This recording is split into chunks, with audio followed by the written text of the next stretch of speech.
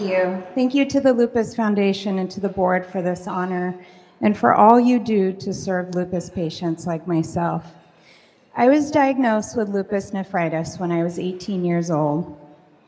I remember my mom was with me holding my hand when our family doctor delivered the diagnosis.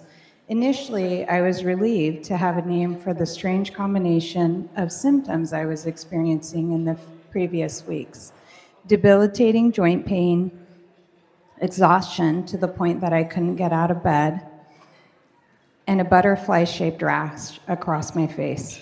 We didn't know anybody with lupus, so naturally we had some questions. Was it curable? No, but it was treatable and would mean that I would likely take medication the rest of my life.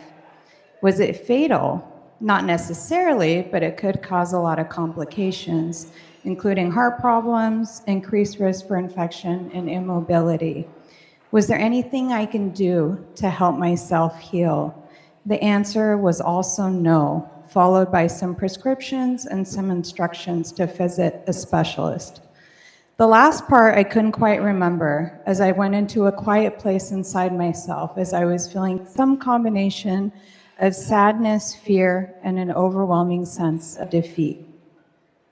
I visited several specialists in the following months, and each of them had a new medication to add to the handful I was already taking. Still, I wasn't feeling any better. It was when the doctors suggested that I start a chemotherapy infusion that would cause me to be infertile that I knew I wanted to find another path to my healing. See, I always knew that I wanted to be a mom, and although my doctors were trying desperately to help me, I knew I had to find another way. I went in search of answers and read anything I could find that had to do with lupus. Through the internet, I found a self-published book by another lupus patient that documented her account of getting relief from lupus symptoms through lifestyle modification. I read the book in one day and embarked on all the lifestyle changes she suggested, including a vegan, gluten-free diet, daily gentle movement, and stress reduction. In just a few days, the joint pain that had plagued me for months started to ease up, and in a couple weeks, the exhaustion and brain fog started lifting.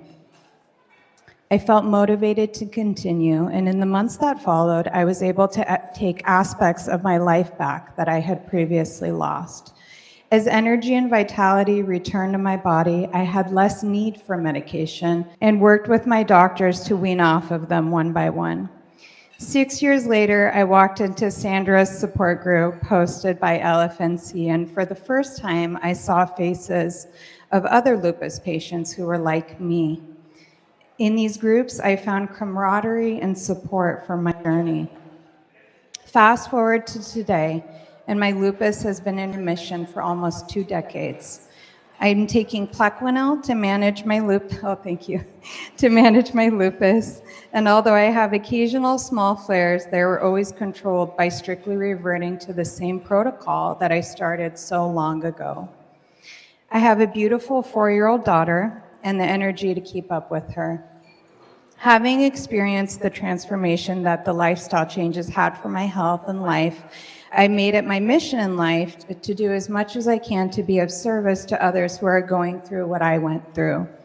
2 years ago, I started a master's degree in integrative health, where I'm learning about food as medicine, the impact of stress on our physiology, mind-body techniques, and the skills of health coaching to support others in making healthy behavior changes.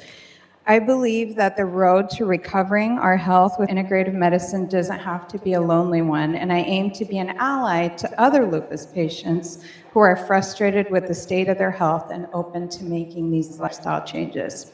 My message to my fellow lupus warriors is that they are not powerless, and that there are shifts they can make in their lifestyle that will have a profound impact on how they feel.